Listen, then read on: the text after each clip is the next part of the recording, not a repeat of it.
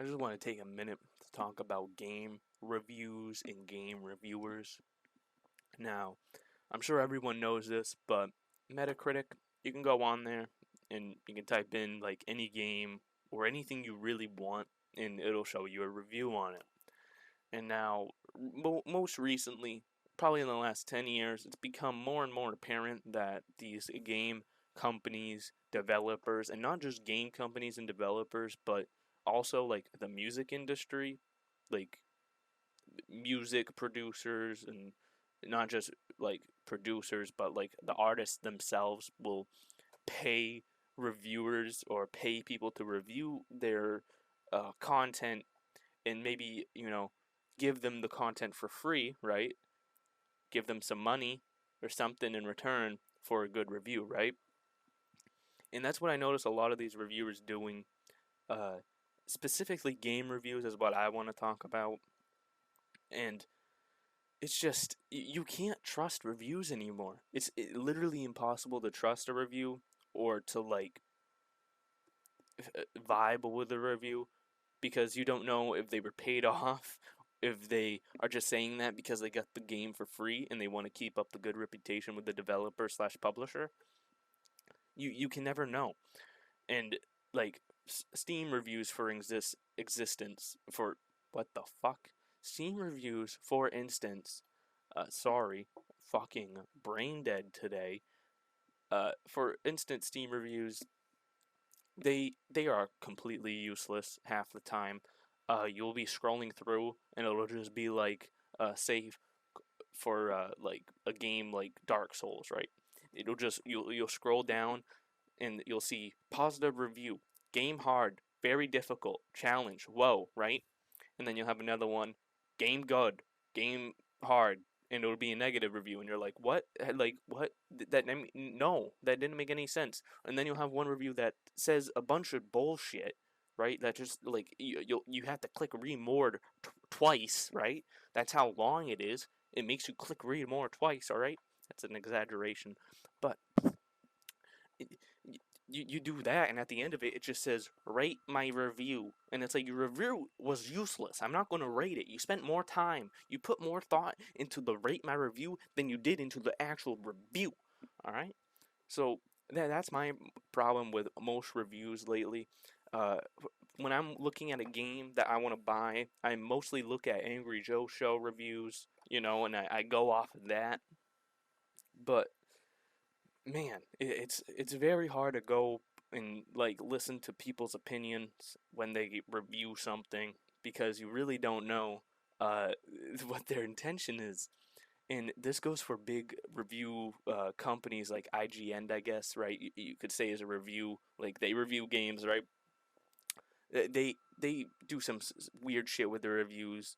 Like they have no such thing as a review system. Most people, they'll do a system where it's like art style, right? They'll write the art style down all the way down to the soundtrack and sound design and world design, right? These motherfuckers just like, game is pretty cool. Game is pretty neat. I like the graphics look nice. Yeah, I give it a 9. And then they'll be like, game very difficult, game hard, game challenging, game very extreme, game very long, 0. And it's like, what? Like, none of the shit you said made sense.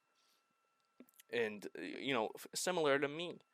But, these guys, you can tell to a point where they're being bought out. Like, you can tell when someone sells out and when they don't. And it's very obvious. A lot of these review companies, these like reviewing people who do reviews, are usually bought out or paid or endorsed somehow by these publishers, developers. And like I said, it goes for the music industry as well, even TVs and movies. Like, this is a known thing where people buy reviews, buy positive reviews. Give me a positive review in return. I'll give you the game for free. Who wouldn't turn that down? Like I sure as hell fucking wouldn't. You give me a GTA 6 early copy, right? And you just tell me, yeah, I want you to just say everything good about this game. Tell them it's the best game ever made, right? Fuck it. I get GTA 6 for free. Um, Obviously, that's a little exaggerated. I probably wouldn't, but like you get my point. There's like there's a reason why people fake reviews or I guess lie in their reviews. Cause man, if you go off IGN for like buying games, good luck. Cause like good luck. That's all I gotta say, man. Good luck. And if you're going off of like Metacritic to buy games, good luck to you as well.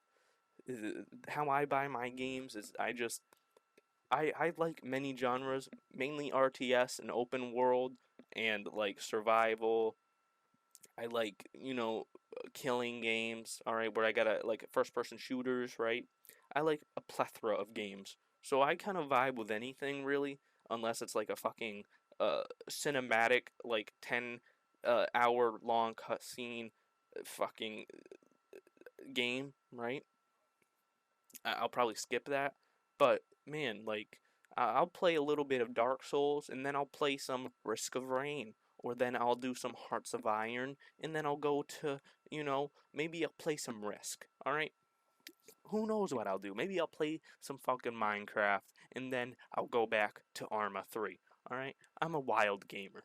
I get wild here. I'm pretty goofy and gaffy, but uh, some people like to be very specific with their games. Some people don't buy a game unless it's rated at a certain number, which if you're doing that, I applaud you because that means you want the best quality experience you can get for your money. And that's the smart way to use your money to get a quality experience with that money. You don't want to be throwing $60 at a game that's going to give you a 1 hour shit experience, right?